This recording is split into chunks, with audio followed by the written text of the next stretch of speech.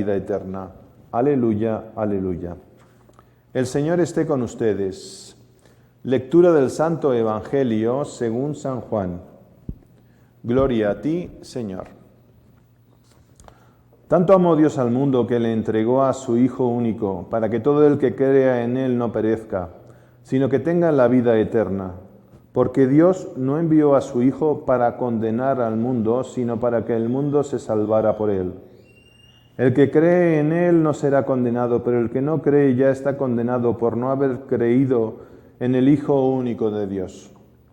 La causa de la condenación es esta: habiendo venido la luz al mundo, los hombres prefirieron las tinieblas a la luz, porque sus obras eran malas. Todo aquel que hace el mal aborrece la luz y no se acerca a ella, para que sus obras no se descubran. En cambio, el que obra el bien conforme a la verdad se acerca a la luz, para que se vea que sus obras están hechas según Dios. Palabra del Señor. Gloria a ti, Señor Jesús. Yo soy la luz del mundo. El que me sigue no andará en tinieblas, dice el Señor. Y ahora nos lo vuelve a recordar San Juan en este comienzo de su Evangelio, en el capítulo 3. Si nosotros vamos al Evangelio, que siempre es bueno, ahora que tenemos más tiempo disponible, poder ver el contexto que hay alrededor del Evangelio que nosotros estamos leyendo. Vemos que salen dos grandes personajes que hablan de ese Dios que es amor, que se ha hecho hombre en Jesucristo, que es el encuentro que tiene con Nicodemo, que leíamos en los días pasados, y ahora el testimonio que va a hacer Juan el Bautista de nuestro Señor Jesucristo. Y yo creo que ese testimonio que está pidiendo Jesús a Nicodemo y que está haciendo San Juan Bautista de nuestro Señor Jesucristo es el testimonio que nosotros debemos pedir a Dios nuestro Señor. ¿En quién creo? ¿Qué es lo que yo creo? ¿Dónde está el contenido de mi fe? Y no solamente qué es lo que yo estoy creyendo, ¿no? Sino que si la fe es el motor de mi vida, la fe, ¿qué es lo que me lleva? ¿A qué me lleva? ¿Cuáles son el comportamiento y las actitudes que me llevan? Porque aquí en el Evangelio dice que el que cree tiene la vida eterna, pero no se da o no da a entender o no quiere decir que el creer de una forma intelectual, yo creo en Jesús, entonces viva la pepa, hago lo que me da la gana. No. El que cree, ama. El que cree, espera. El que cree, se comporta bien. El que cree no es incoherente. El que cree no es malo. El que cree en las cosas humanas, pues le gusta la belleza y no la fealdad. Le gusta el bien y no el mal. El creer no es un pensar. Yo pienso en Dios, ya creo. No, eso es un acto intelectivo. El tener fe, va hasta todas tus células de tu cuerpo. Va a todo tu ser, a tu inteligencia, a tu voluntad, a tus sentimientos. Claro que estamos tocados por el pecado original y nos gustaría conocer la verdad y algunas veces metemos el remo. Nos gustaría que nuestra voluntad siempre nos llevara al bien y muchas veces somos un tronco de egoístas, eso sí. Y después el pecado original nos destruyó nuestros sentimientos. Quiero hacer el bien y hago el mal. Me gustaría sentir cosas bonitas y siento cosas feas, ¿no? No sé, tuve una pelea con mi hermana, que nunca ocurre, ¿no? Porque uno no se pelea con su hermana, ¿no? Pues que es su hermana, ¿no? Y entonces, en ese momento de la pelea, digo entre hermanos, porque entre maridos jamás se pelean, eso es algo que no ocurre. Pero entre hermanos, te peleas, ¿no? Y entonces ha sido una pelea como, pues, no sé, a almohadazos, ¿sí?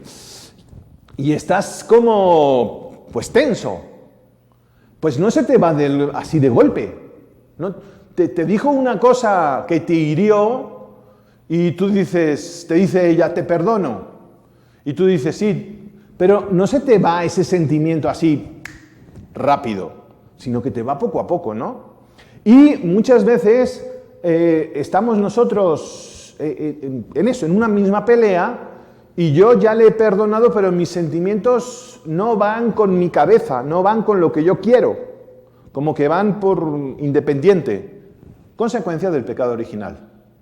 Pero aunque tengamos esas consecuencias del pecado original, mi fe me hace luchar, me hace ser consecuente, me hace ser una palabra que tenemos nosotros que grabar en el corazón.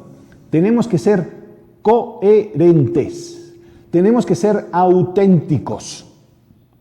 Porque miren, hay muchos cristianos de plástico, que se ven muy bonitos, pero son de plástico. No necesitamos cristianos de plástico. Los cristianos tienen que ser de carne, hueso y un poco de pescuezo. Tienen que ser de carne real, que se caigan, pero que se levanten, que cometan un pecado, pero que pidan perdón al Señor, que metan la pata y que después la saquen. Esa es la realidad y eso es lo que te da la fe. Cuando nuestro Señor Jesucristo nos dice que Dios no envió a su Hijo para condenar al mundo, sino para que el mundo se salvara por Él, y se salvará por Él aquel que cree, es aquel que lleva a hacer realidad el Evangelio que Dios nuestro Señor nos predicó. Eso es lo que nuestro Señor hoy nos pide a nosotros. Vivir coherentemente, vivir con autenticidad. Y hoy para nosotros es un reto, estimados hermanos, porque vivimos en el mundo de la incredulidad, vivimos en el mundo de la apatía, vivimos en el mundo del ateísmo, vivimos en el mundo de sin Dios. ¿Cuántos cristianos son cristianos nominales, pero viven como ateos?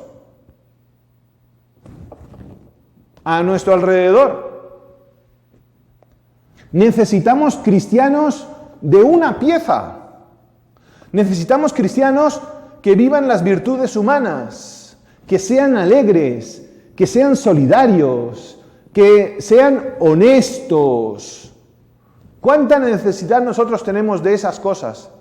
Que sean hombres y mujeres que están aquí en su casa y que se pone en la televisión y se pone ahí el Santísimo Sacramento, están adorando el Santísimo Sacramento y se ponen de rodillas, no ante la televisión, sino ante el Cristo que está en la imagen de la televisión.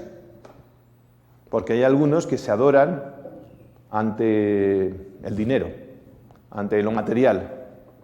Nosotros no despreciamos lo material, no despreciamos nuestra carne.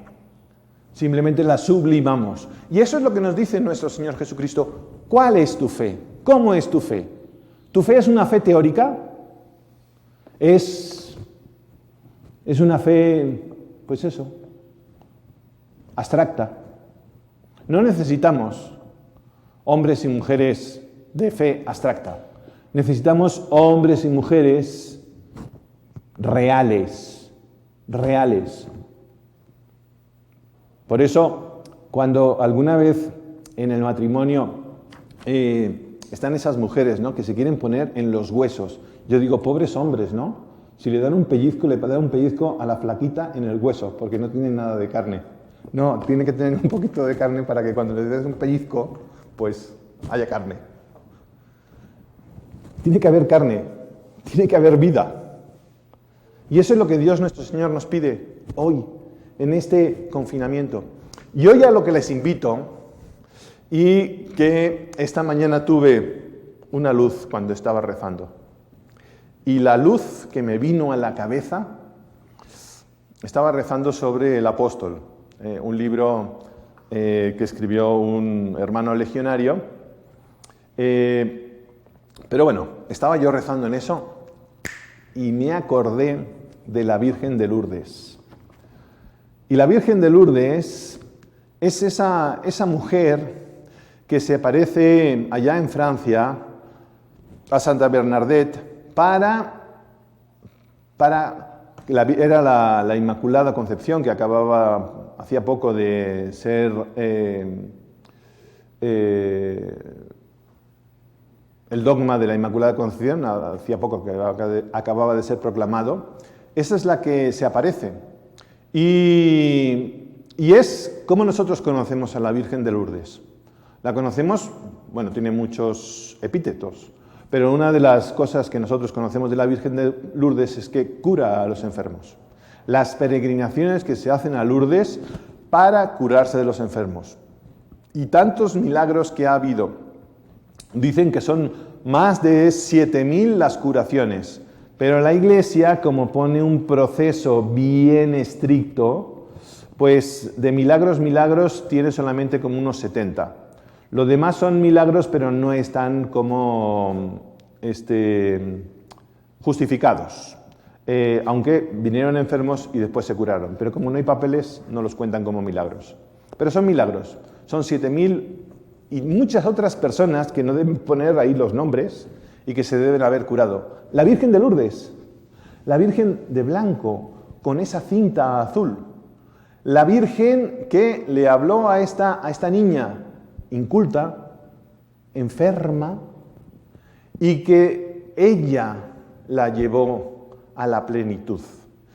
Esa niña que nos trajo esa advocación de la Virgen de Lourdes. Claro que hablar de la Virgen de Lourdes aquí en México con la Virgen de Guadalupe que tenemos es un poco... Pero bueno, como yo digo, no es que tengamos muchas vírgenes, sino que la Virgen, como todas las mujeres, cambia de look. Entonces uno tiene uno y otro tiene otro. Entonces el look de Francia tiene la advocación de curar las enfermedades. No podemos pedir a la Virgen de Lourdes todos los días, especialmente en mi grupo ese al que pertenezco de oración misionera 24 horas.